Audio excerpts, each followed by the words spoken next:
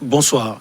Les incertitudes sont nombreuses sur le vote par correspondance, notamment en Pennsylvanie, et le verdict des urnes ne pourra être connu que dans quelques jours dans les derniers États. De quoi faire monter la tension puisque l'écart est faible entre les deux candidats, Donald Trump et Joe Biden. C'est justement pour analyser au peigne fin ce qui se passe actuellement aux États-Unis d'Amérique que nous avons invité Mamadou Diouf. Il est éditorialiste. Mamadou, bonsoir. Bonsoir, Michel. Première question, Mamadou, dites-nous quelle est la situation actuelle au pays de Langsam. La situation, on peut dire qu'elle n'a pas changé depuis hier. Biden fait la course en tête. Si vous regardez les statistiques en fonction des médias, certains médias lui donnent 264 grands électeurs et donnent à Trump 214 grands électeurs. Vous avez d'autres médias même qui anticipent que lui donnent 284 grands électeurs, ce qui veut dire que la chose est déjà faite. Mais bon, puisqu'il faut avoir 270. Voilà. Mais pour le moment, on ne peut pas suivre ces médias puisque ils ont regardé la tendance au niveau de certains États. Parce que sur les 264, pour avoir 270, il lui reste juste 6 grands électeurs. Donc s'il gagnait le Nevada, les dés sont pipés, c'est terminé, il n'y a plus rien à faire pour Trump. Alors qu'au Nevada, il fait la course en tête. Raison pour laquelle on peut dire que pour l'instant, les résultats définitifs, on ne peut pas dire qu'il s'agit de ceci ou de cela, mais Biden fait la course en tête et Biden a de très fortes chances pour remporter ces élections. Mamadou, qu'est-ce qui fait la difficulté du système électoral américain? En fait, il n'y a pas une difficulté particulière. Il y a un élément, j'allais dire, qui n'avait pas été prévu. C'est ce vote par correspondance, non pas parce que ce n'était pas connu, mais cela a été utilisé dans plusieurs États à cause de la pandémie. Et ça permet à des Américains 10 jours, 15 jours avant les élections de voter. Ce qu'on ne connaît généralement pas dans nos pays. Le deuxième élément, les votes qui sont passés par la poste. Puisque la poste est une institution qui fait son travail, ils ont un jour pour délivrer leur courrier, etc. Le vote ne change rien dans le programme de la poste. Donc ceux qui ont voté juste avant les élections, leur courrier va prendre le temps de passer par les étapes habituelles pour arriver au niveau des centres de tri. Et cela fait que vous avez plein de votes par correspondance, ce qui a été une surprise. Le cas de la Pennsylvanie qui crée beaucoup de problèmes, c'est ça. Plus de 2 500 000 personnes ont voté par correspondance. Imaginez, il faut dépouiller tout cela. Alors que le système, il y a une sorte d'enveloppe de la poste. Il y a l'enveloppe où il y a ce que je pourrais appeler l'enveloppe électorale. Oui. Il y a à l'intérieur le bulletin de vote.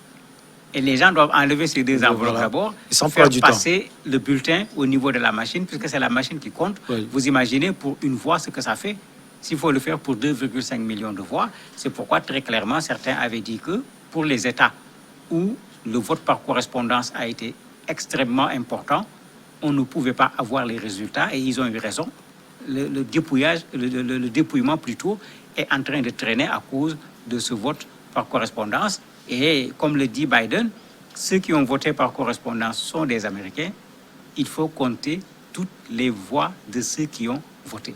Et il sait bien de quoi il parle, puisque ça semble être à son avantage. Visiblement, pour le président sortant Donald Trump, il faut stopper le comptage des voix. Est-ce que, selon vous, il voit sa défaite venir? Mais c'est clair, hein, parce que même en plus du fait qu'il essaye d'avoir des recours pour interrompre cela, il y a son tweet qui dit « arrêtez de compter ». C'est tout ce qu'il a écrit, rien de plus. Arrêtez de compter. Et il est en train de faire des pieds et des mains, effectivement, pour qu'on arrête de compter. Ses partisans font la même chose. On les a vus aller dans certains États où il y a ce grand nombre de votes, aller dans les centres de dépouillement, manifester pour dire aux gens d'arrêter le dépouillement comme le président Trump l'a demandé. Mais on est aux États-Unis. Ce n'est pas parce qu'il est le président de la République que c'est lui qui fait la loi. Au niveau de la Pennsylvanie, par exemple, le procureur a été très clair. Les gens vont continuer le décompte voix par voix. Et la loi là-bas, il faut rappeler qu'aux États-Unis, vous avez une loi à caractère national, vous avez également des lois au niveau des États. Au niveau de l'État, c'est lui qui parle, c'est lui la loi, si je peux le dire ainsi. Donc on peut être tranquille, le dépouillement va continuer, Trump va devoir patienter. Maintenant, il a raison d'avoir des craintes, puisque si on se rappelle, pendant toute la campagne, il a demandé à ceux qui vont voter pour lui de ne pas voter par correspondance. Et ça joue forcément contre lui. Mais bien sûr, d'attendre le jour du vote et d'aller voter. Ce qui veut dire que si son message a été entendu, ses partisans ont déjà voté. Donc l'essentiel des voix de ses partisans ont déjà été comptées. Et effectivement, c'est ce qu'on voit en Pennsylvanie, par exemple. Il avait une très bonne avance sur Donald Trump le premier jour. Tout le monde se disait... Sur Joe Biden. Sur Joe Biden, plutôt. Tout le monde se disait, mais qu'est-ce qui va se passer? Mais depuis lors, quand on décompte les votes par correspondance, l'avance est en train de se réduire de plus en plus.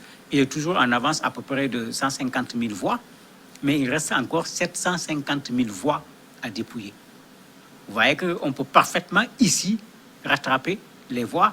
Et si Biden rattrapait les voix ici, il a 20 grands électeurs. Il est clair qu'en ce moment, on ne parle plus des autres États. On oublie tout le reste. Les élections sont bouclées.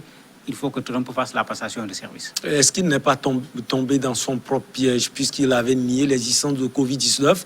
Et c'est d'ailleurs pourquoi il a appelé les électeurs à aller voter le jour même et de ne pas voter par correspondance. Il est sans doute tombé dans son piège. Non, il est tombé dans son piège avec Covid, mais pas seulement avec Covid, puisque au niveau des États-Unis, vous avez ces sondages, vous avez ces statistiques qui sont vraiment très intéressantes. Les gens travaillent à compter tout, à expliquer, à comprendre. De façon générale, les démocrates ont plus tendance à utiliser ce système de vote. Ouais. Ça, c'était connu sans la personne de Trump. Ouais. L'intervention de Covid a amené plusieurs Américains à préférer cette méthode, puisque si vous regardez le jour des élections, également, il y avait des queues très longues devant certains bureaux de vote. Imaginez si les gens n'avaient pas voté par correspondance, ce que ça allait donner. Les gens avaient senti que le taux de participation allait être élevé, puisque dans les sondages, tout le monde disait « je vais aller voter ».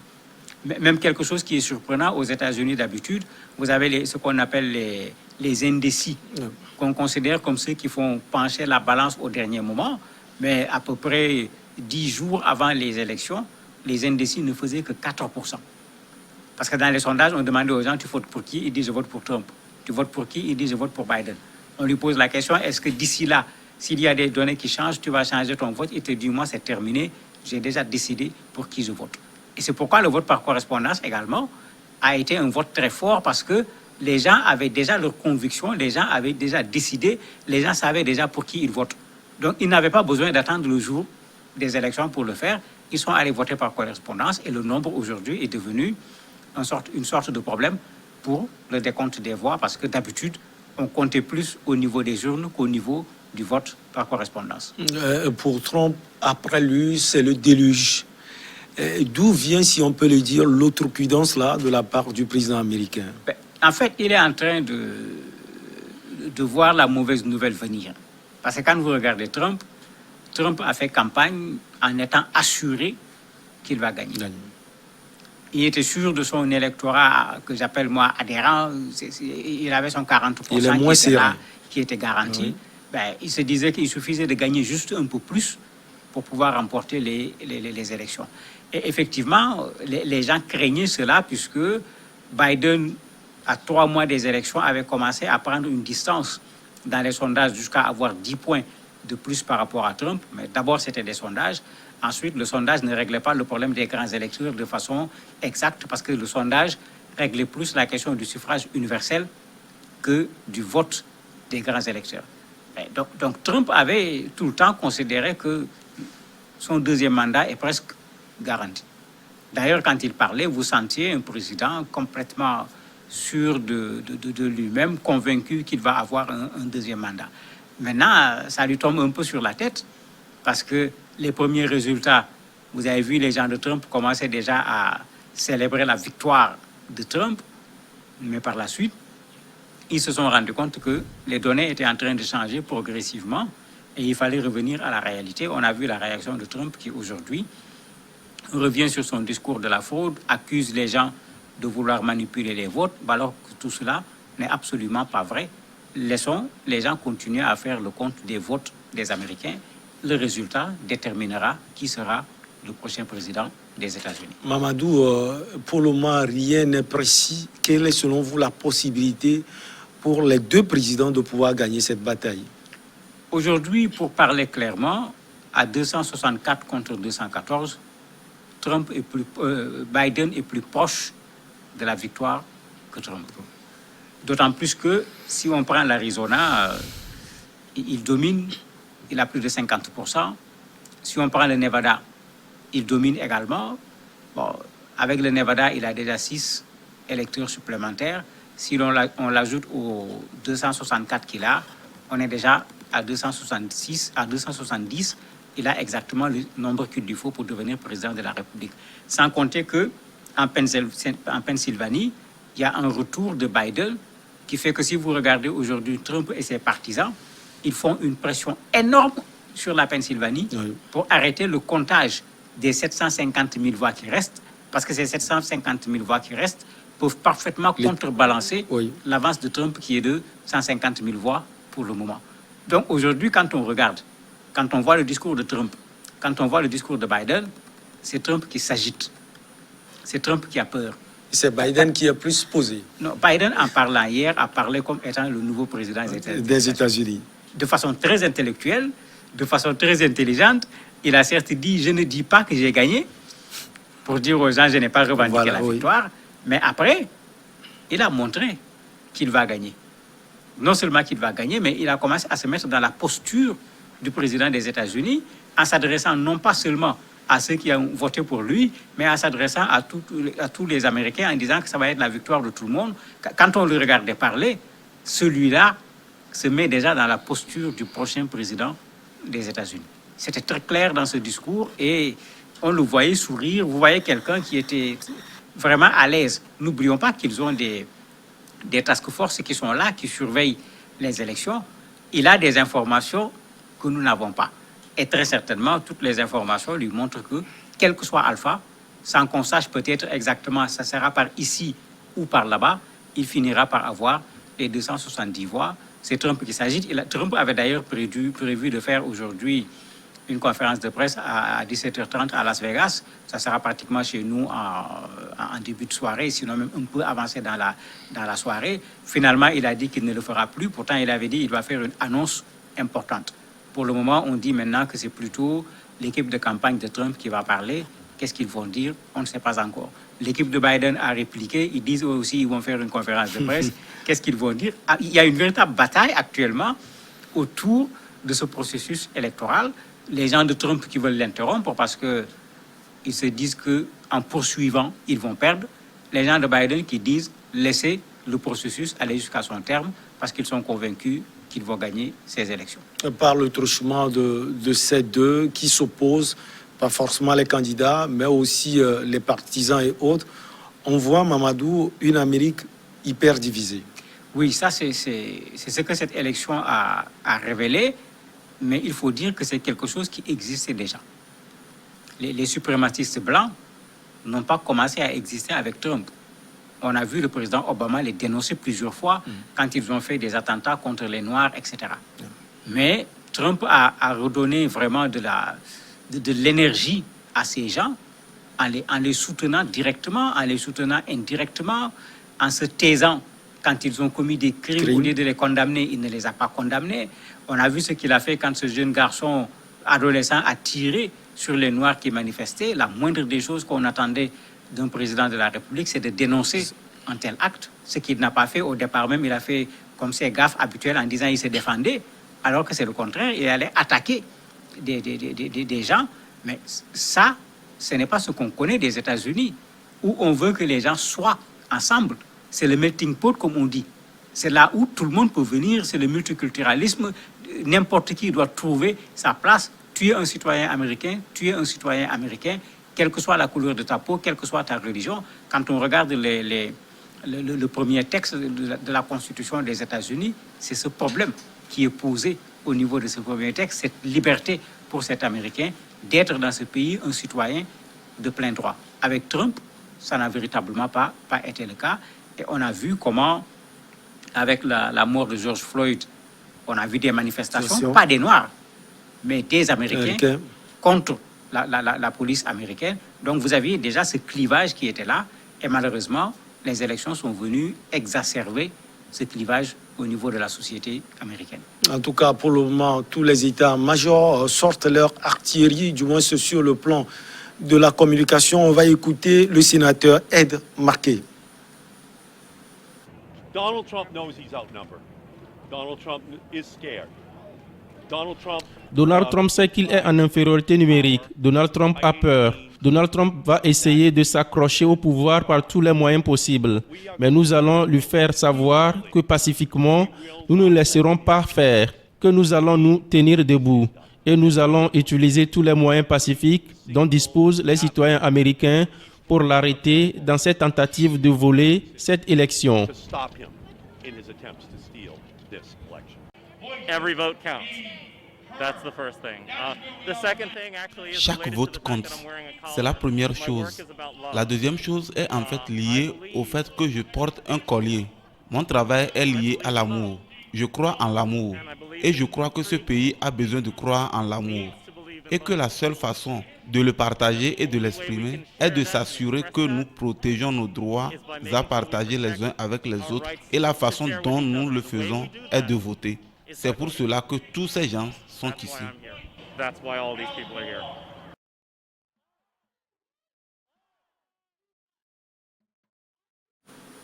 À écouter les gens, Mamadou, et entendre non seulement voir le comportement de Donald Trump, on sent qu'il veut aller au forcing. Aujourd'hui, qu'est-ce que les démocrates ont pour pouvoir aller contrer Trump? Mais ils ont tout. On est aux États-Unis, le président de la République, c'est certes un homme fort, mais comme nous le disait Obama en s'adressant aux chefs d'État africains, on n'a pas besoin d'hommes forts, on a plutôt besoin d'institutions qui sont fortes. Aux États-Unis, il y a des institutions qui sont fortes. Le sénateur qui vient de parler vient de le montrer clairement. Il n'a pas dit aux gens de manifester, il n'a pas dit aux gens de casser, il n'a pas dit aux gens de marcher.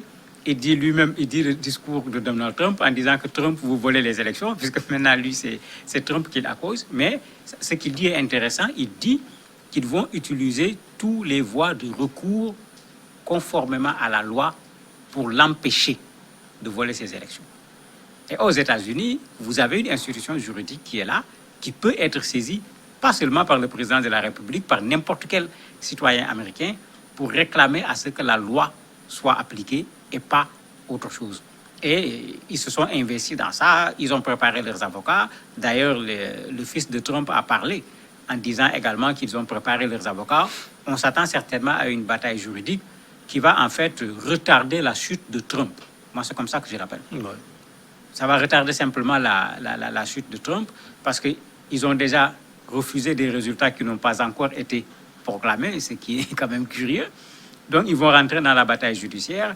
Bon, ils en ont pour une quarantaine de jours pour aller revenir, puisque aux États-Unis, le jour de la prestation de serment, c'est déjà connu. Donc, dans les délais, il y a des règles qu'il va falloir respecter. Et le jour J, il faut nécessairement que le président des États-Unis prête serment. Il y a d'ailleurs le ministre allemand qui parlait en disant « Attention, il ne faut pas que les gens se mettent dans une chose qui va créer aux États-Unis une crise constitutionnelle, puisqu'en ce moment, ça deviendra encore plus compliqué à résoudre. » Mais personnellement, je ne crois pas que ça va arriver à ce niveau. Dans une bonne partie de la presse américaine, quand vous regardez, pour les gens, les dés sont déjà jetés. Biden a gagné. Trump va introduire des recours après la proclamation officielle des résultats.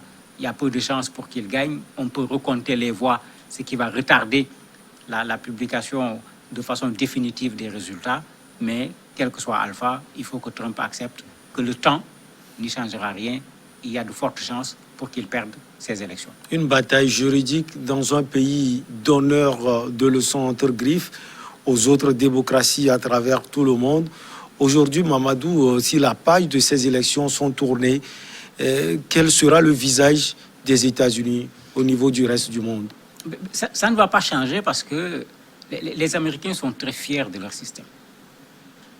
Puisque quand les gens ont commencé à se rendre compte que le vote par correspondance pour cette année était un vote extrêmement important, certains avaient commencé à vouloir remettre en cause même le principe du vote par correspondance. Trump, lui, le faisait pour des raisons politiques. puisqu'il sait que les démocrates ont plus tendance à l'utiliser. Mais certains disaient, mais attendons, ça va compliquer les choses. Est-ce qu'il ne faut pas revoir un certain nombre de choses? Mais les Américains, de façon globale, considèrent que c'est le système que nous avons choisi. On va assumer le système. Ce qui est important, comme l'a dit un pasteur qui est intervenu tout à l'heure, que chacun aille voter et qu'on publie les résultats de façon sincère et que celui qui a gagné soit tout simplement le président des États-Unis. Donc il y a très peu de contestation du système en tant que tel. Quand on regarde la contestation de Trump, elle est plus circonstancielle. Il y a autre chose qui se cache derrière. Ce n'est pas en fait le système qu'il remet en cause. Il ne dit jamais qu'il remet en cause le système. Il parle de magouille par rapport à ce système, mais il ne remet pas en cause le système en tant que tel.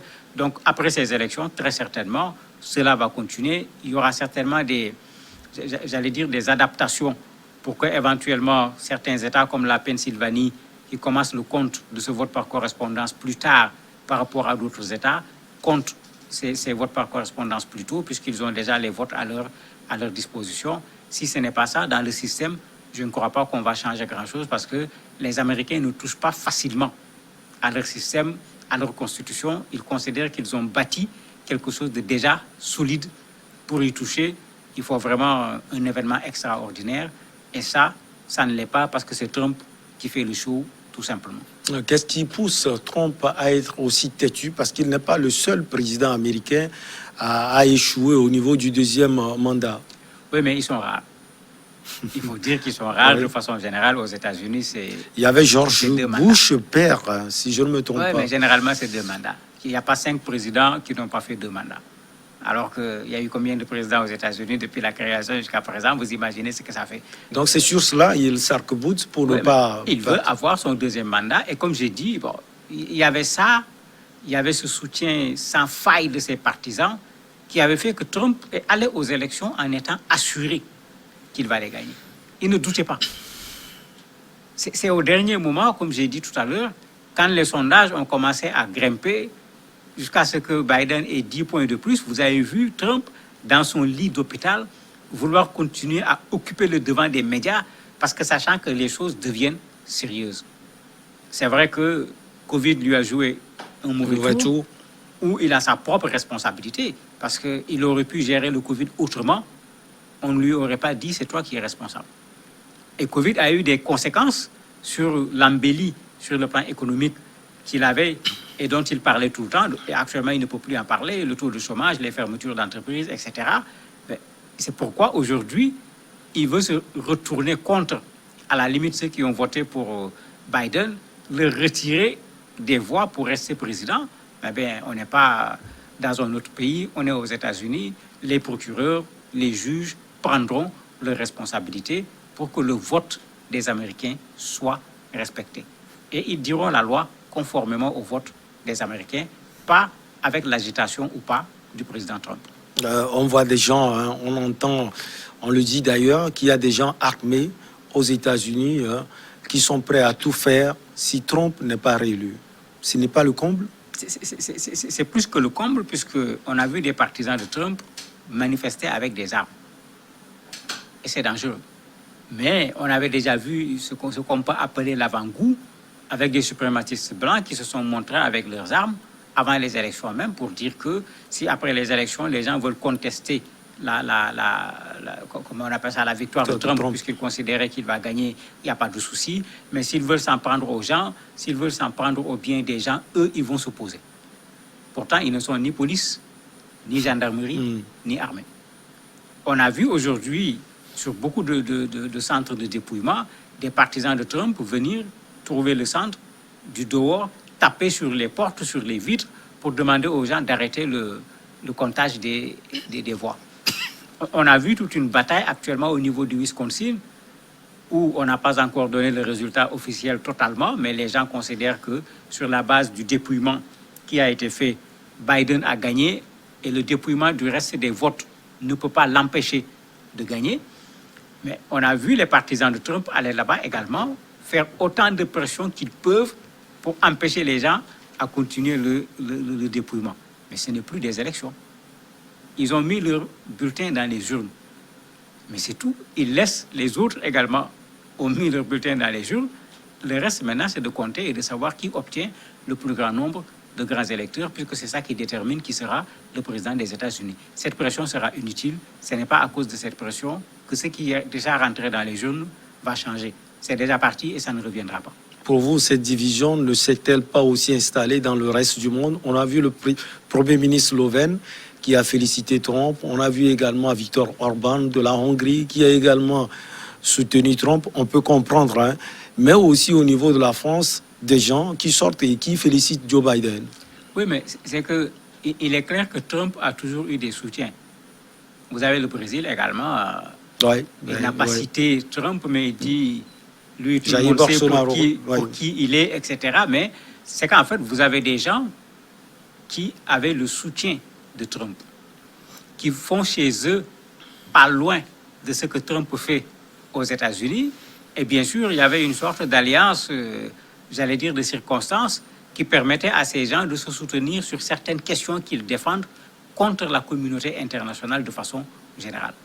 Donc ces gens, effectivement, ont intérêt à ce que le président américain Trump soit le futur président des États-Unis, parce qu'en ce moment, c'est un soutien important pour eux, c'est un soutien important pour leur politique. Tout le monde connaît le soutien entre la relation entre le président brésilien et le président américain. D'ailleurs, le président brésilien l'a rappelé, mais il a quand même été assez diplomatique en montrant que si c'est lui, c'est Trump qu'il choisit, il n'est pas allé jusqu'à le féliciter. Les autres qui félicitent, ils n'ont qu'à nous dire sur quelle base ils le font. Aujourd'hui, si c'est sur la base de résultats connus, où il n'y a plus de discussion sur les résultats, s'il y a quelqu'un qu'on doit féliciter, c'est certainement celui qui est en avance. Et celui-là, c'est plutôt Biden. Donc féliciter Biden me semble plus logique et moins risqué que féliciter le président Trump, sauf si on veut par cette félicitation influencer le résultat des votes, mais ça n'influencera pas le résultat des votes aux États-Unis. Oui, dans un pays où on dit que l'économie, ça a réussi pour Trump, selon vous, sur quel aspect il a été véritablement corrigé? Sur quel aspect? Oui, il a été corrigé, il a été battu ou coincé. En fait, il a été battu sur plusieurs choses. Une des choses, c'est que Trump, dès le départ, a inquiété les Américains. Si vous vous rappelez, les gens disaient qu'on n'a jamais vu ça, un président américain qui n'a même pas encore fait une année. Si vous vous rappelez, les contestations, les manifestations devant la Maison-Blanche, les femmes ont manifesté parce que à chaque fois que Trump parlait, il y a une partie de la société américaine qui était attaquée, qui se levait, qui manifestait. À l'époque même, les gens disaient, mais attendez, certains étaient allés même jusqu'à dire, même 1 an, Trump ne pourra pas faire 1 an de présidence. Ça veut dire que, dès le départ, ce président a été contesté. Mais en même temps, ses partisans n'ont jamais été sensibles à la contestation contre le président de la République. Ils ont toujours été prêts à sortir, venir le soutenir, même dans ses déclarations les plus bizarres, ils sont venus soutenir le président Trump. Ça fait que ce clivage, ces gens qui étaient là pour dénoncer le président américain, ce n'était pas seulement sur l'aspect économique, mais c'était sur l'aspect des femmes également, où les gens trouvaient que sa position n'était pas la bonne. Il ne faut pas oublier qu'on lui a intenté des procès qui n'ont pas abouti. On considère que c'est quelqu'un qui s'est marié 3 fois. Les gens l'oublient. Il y a pratiquement une dizaine de femmes qui l'accusent d'agression sexuelle. Il y a tellement de choses qui font que certains considéraient que même il n'avait pas l'étoffe du président américain. Et les gens ont beaucoup joué sur cet aspect. Ils n'ont pas pu le destituer. Il y a son comportement en termes de relations étrangères. Oui. L'Ukraine en particulier, qui avait même amené les gens à commencer la procédure de destitution du président Trump. Sur cette question également, les Américains avaient été particulièrement divisés. Et il y avait une bonne partie des Américains qui trouvaient qu'il fallait le destituer. Donc ceux qui n'avaient pas pu le destituer en ce moment vont le faire par les urnes. Les femmes qui n'adoptent pas sa posture vont le faire par les urnes. Les Noirs qui n'acceptent pas ce qui est arrivé à George Floyd et à d'autres Noirs vont essayer de le destituer par les urnes. Finalement, ça fait beaucoup de personnes contre Trump, même s'il a gardé ses troupes. C'est ses mécontentements, plus le fait que l'éclaircie économique est en train de s'assombrir à cause de Covid, tous ces éléments peuvent amener des Américains à voter contre le président Trump. Si on retourne un peu 4 ans en arrière, on peut se poser aussi cette question. Qu'est-ce qui a amené les Américains à choisir un personnage aussi sulfureux? Mais les Américains aiment les personnages sulfureux. Ça, il ne faut pas qu'on se trompe. Moi, dans la campagne, pour être franc, j'avais très peur parce que je disais, mais Biden, il faut qu'il bouge. Peut-être c'est pourquoi il a eu l'apport de Barack Obama au finish. Rappelez-vous comment Barack Obama monte les escaliers de l'avion, comment il descend, comment il monte sur les podiums. C'est ça que les Américains aiment. Bon, c'est vrai que Biden et Trump, quand même, il y a plus de 70 ans, donc ils ne peuvent pas faire comme Obama. Mais les Américains, c'est l'homme fort, c'est l'homme dynamique, c'est l'homme puissant. D'ailleurs, dans sa stratégie, Trump a essayé de montrer que c'est lui le dynamique. Biden, il l'appelait comment? L'endormi. C'est-à-dire pour dire non, ce n'est pas l'Américain. Lui, il ne bouge pas. Il a peur, alors que l'Américain, non, c'est celui qui prend les risques, donc celui qui prenait les risques, qui sort de l'hôpital, qui sort pour tourner alors qu'il a Covid et saluer ses partisans. Psychologiquement, c'était un choix et c'était également une stratégie. Il l'a fait exprès parce que les Américains aiment le show, les Américains aiment le spectacle, ils aiment le cowboy, ils aiment le yankee. Et c'est ça, Trump, c'est comme on l'appelle l'American Way of Life. Quand vous le regardez, il a réussi dans les affaires, c'est le capitaliste pur et dur, etc. Biden était un peu trop administratif. Et généralement, les Américains ont peur de ceux qui sont trop intellectuels. D'ailleurs, on n'a jamais vu un gros intellectuel élu président au niveau des États-Unis. Parfois même, les gens disent que quand ils viennent, ils ne régleront pas les problèmes. Donc ça, Trump l'a beaucoup exploité pendant la campagne. Moi, ça m'avait fait peur parce que je me disais, mais attendez, si les Américains ne prennent pas du recul pour réfléchir, quand tu regardes les deux profils, la façon dont ça se présente, le profil de Trump semble être plus américain que celui de Biden. Oui. Mais finalement, le pays traverse des difficultés, les dénonciations à l'échelle internationale. Combien de fois Trump a risqué un conflit avec la Chine, avec un certain autre nombre de pays? Les gens se posent des questions, mais celui-là, si on le laisse ici, est-ce qu'un jour, il ne va pas nous amener dans une guerre et c'est tout le monde qui va perdre? Pas Trump seulement. Mais la guerre, lui, il ne l'a pas engendrée. On a vu ceux qui l'ont précédé, des démocrates et puis les républicains qui ont mené des guerres. Trump n'en a pas mené. Il n'en a pas mené, il a plutôt fait le contraire d'ailleurs même, puisque lui, il disait qu'il va ramener les troupes américaines, comme il disait, nous ne sommes pas les soldats du monde. Il l'a fait avec l'OTAN, en disant, mais on ne va pas continuer à financer, on ne va pas continuer à envoyer nos hommes partout. Les Européens également n'ont qu'à contribuer en finances et en hommes. Il l'a fait avec l'Afghanistan, où il a signé un accord. Les troupes américaines sont en train de se retirer.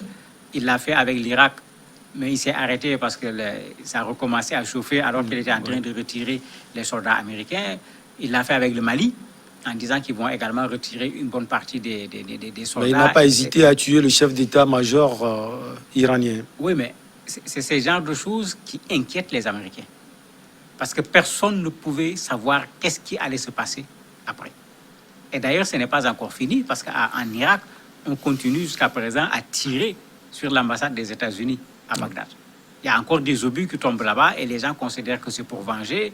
Il y a des jeunes également qui disent qu'ils n'ont pas encore vengé le général. Parce que pour venger le général, il faut qu'ils puissent toucher à une personnalité américaine. Mais ça veut dire que même si Trump n'a pas eu véritablement une guerre, à plusieurs reprises, son comportement aurait pu déclencher une guerre sur ce cas-là avec l'Iran, par exemple. Mais les positions sont tranchées. La sortie de Rudy Giuliani, qui est l'avocat de Donald Trump, le prouve à suffisance. You think we're stupid? You think we're fools? You know something? The Democrats do think you're stupid. And they do think you're fools. Vous nous croyez stupides? Pensez-vous que nous sommes idiots? Vous savez quoi? Les démocrates pensent que vous êtes stupides et ils pensent que vous êtes idiots. Et c'est pour cela qu'on vous qualifie de déplorables et de débiles. C'est fini. Nous allons nous en tenir en cela. Nous allons gagner cette élection. Nous l'avons déjà gagnée. C'est une question de comptage équitable des votes. Just a matter of counting the votes fairly. I don't know if this is going on any other place. Je ne sais pas si cela se passe dans d'autres endroits, mais cela se passe dans le Wisconsin, où nous avons engagé des poursuites et nous devons maintenant nous pencher sur 3 autres endroits. Ce que cela signifie selon moi, c'est ce qu'il s'agit d'un effort concerté des escrocs qui dirigent le Parti démocrate et vous savez que les machines de ces grandes villes sont truquées. Of the crooks that run the Democrat Party. And you know these big city machines are crooked.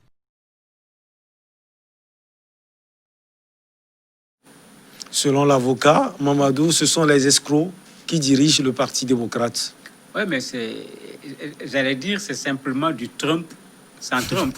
Parce que quand je l'entendais, je me disais, mais est-ce que c'est Trump qui lui a prêté ces mots? Puisque quand vous voyez la façon dont il parle exactement comme Trump parle. Mais ces gens-là ne dirigent pas les élections. On est aux États-Unis, ce ne sont pas les démocrates qui organisent les élections. Il y a des institutions connues qui sont chargées d'organiser les élections. Et il est en train de vouloir insulter non pas les démocrates, mais les Américains eux-mêmes qui ont voté. Voilà. Parce qu'en fait, c'est ça, c'est le jeu qu'ils font.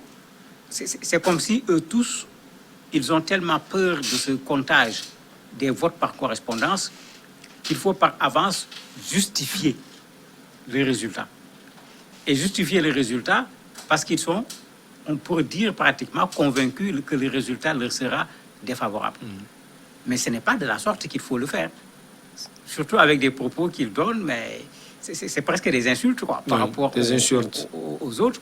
Mais bon, comme c'est lui l'avocat de Trump, on ne peut pas être surpris parce que quand Trump parlait également, les mots, on ne les choisit pas. On avait eu notre part en tant que pays de merde, nous les Africains.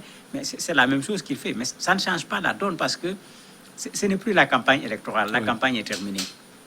Le scrutin est terminé. Les mots n'y changeront rien. Absolument du tout. rien. Rien du tout. Il y a une seule chose qui va pouvoir changer les donnes, c'est la bataille juridique. Et autant ils ont des avocats, autant les démocrates ont des avocats.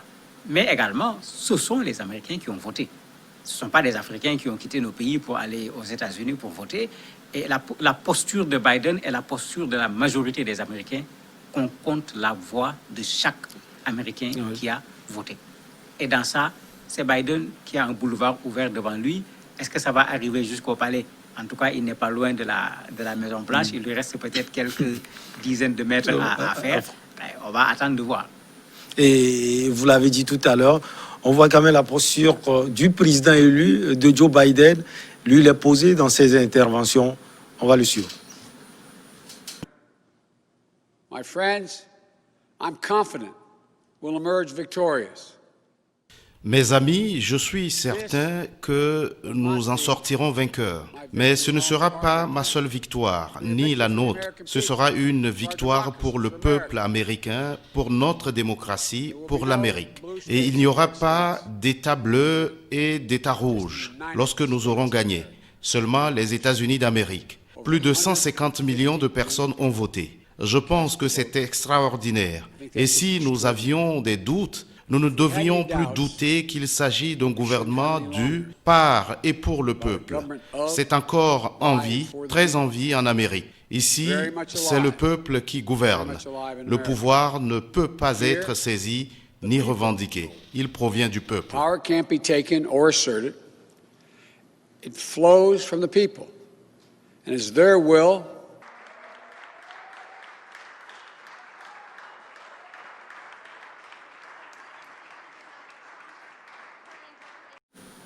Oui, Mamadou, des propos antipaux de ceux de Trump et de ses lieutenants. Mais, pas seulement les propos seulement, mais la manière aussi. Ouais. Vous voyez quelqu'un de serein qui dit « je suis certain ». Le mot n'a pas été choisi par hasard. Il parle de ce qu'on discute tout le temps. On parlait d'une vague bleue. C'est vrai que la vague bleue n'a pas eu lieu. Mais il dit clairement, il ne s'agira pas de bleu, il ne s'agira pas de rouge. Il s'agira du peuple américain. Et vous le voyez dans les principes des États-Unis en disant qu'en fait, le pouvoir, ce n'est rien. Le pouvoir, c'est le peuple. Le pouvoir, c'est pour le peuple. Le pouvoir, c'est le peuple qui le donne. Il parle des 150 millions d'Américains qui ont voté. Il ne parle pas de ceux qui ont voté pour lui seulement, mais il parle de tous les Américains qui ont voté. Il est là en se disant que la victoire est là, au lieu de la célébrer en disant « oui, nous avons gagné les républicains, c'est bien fait pour Trump, il fallait bien qu'on fasse partir ce monsieur, puisqu'il aurait pris ce ton. Personne ne pourrait le lui reprocher avec tout ce que Trump lui a dit, mais au contraire, il respecte le vote de ceux qui ont voté pour son adversaire. Mais c'est ça la démocratie. On va à des élections. Le principe élémentaire, c'est qu'il va y avoir un vainqueur, il va y avoir un vaincu ou bien des vaincus. Parce qu'aux États-Unis, on l'oublie, ils n'étaient pas les seuls candidats. Hein. Les Verts avaient un candidat, voilà. Il y avait un laboratoire, je ne sais plus comment l'autre son parti s'appelle, parce qu'on ne le connaît pratiquement pas. Il y avait d'autres qui étaient également dans la course, mais bien sûr, dont on ne parle pas, parce que les suffrages sont très minimes et il n'y avait pas d'enjeu par rapport aux résultats des élections. Il est vraiment dans la posture du futur président des États-Unis. C'est très clair dans le contenu du discours, comme dans la manière dont il a fait passer son discours. S'il est élu, est-ce que cette posture de l'ancien vice-président va pouvoir l'aider à gouverner le pays avec tous les Américains?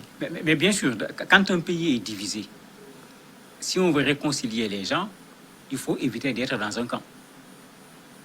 Parce que si le président se place dans un camp comme Trump l'a fait, le camp opposé va passer son temps à s'opposer. Et je crois qu'il est déjà sur la bonne base en ne venant pas faire une sorte de revanche contre Trump et ses partisans, mais en étant le président de tous les Américains. Maintenant, il est clair que dans sa politique, s'il devient président des États-Unis, il y aura bien des remises en cause. Il l'a dit clairement, par exemple, le premier jour, la première chose qu'il va faire, c'est de renouer avec les accords de Paris.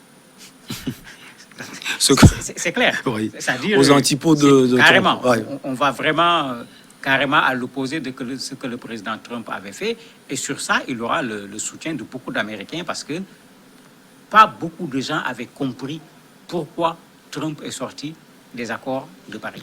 Donc, il est dans cette posture et ça va l'arranger également à l'échelle internationale, puisque Trump, si on dit la vérité, si on voyait beaucoup de présidents de la République en off, tu leur demandes qu'est-ce que tu penses de Trump, je ne dirais pas sur ce micro ce qu'ils pensent.